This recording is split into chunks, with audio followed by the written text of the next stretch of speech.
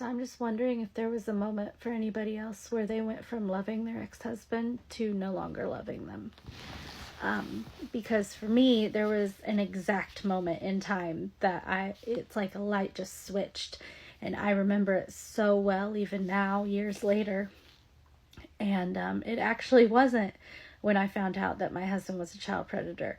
The day that I stopped loving him actually came about 2 years prior to that. It was in December of 2020. My son, who was 3 at the time, was in the pediatric ICU. He had contracted MIS-C, which is a complication from COVID. And at this point in time, he was on a ventilator. His lungs had already collapsed. His organs were going into organ failure due to ascites, which is where basically he had accumulated so much fluid, everything was just swimming around in there.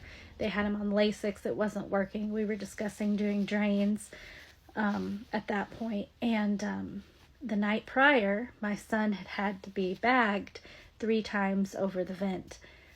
He had secretions in his lungs that were just so thick that it would clog the vent. And they would go in and try to suction them out, but they were so deep in his lungs, and I guess it was just so much that it was really hard to do.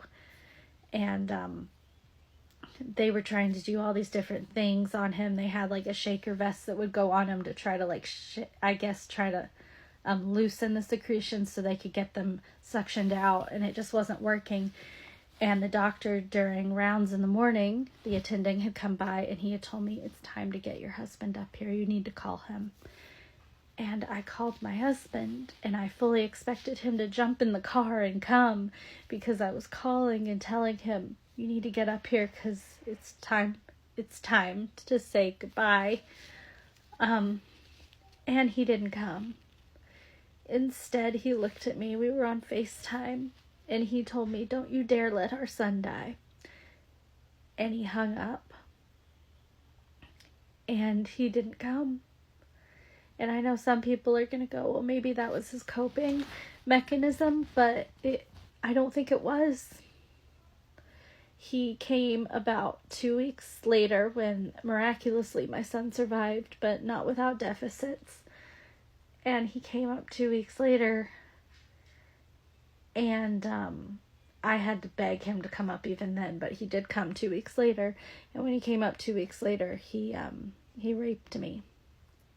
Instead of trying to spend time with our son, he was focused on wanting sex because it had been too long for him.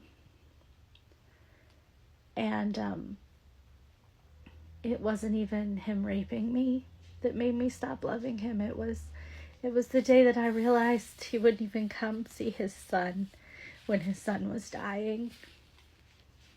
And that was the day for me that I stopped loving him.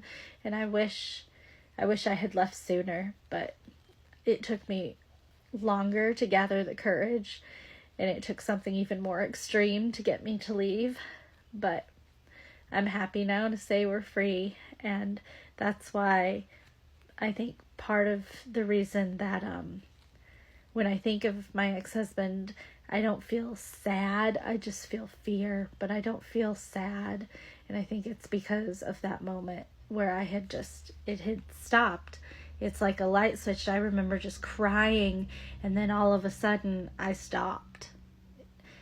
It's like I shut down, and I just realized he's not there for us.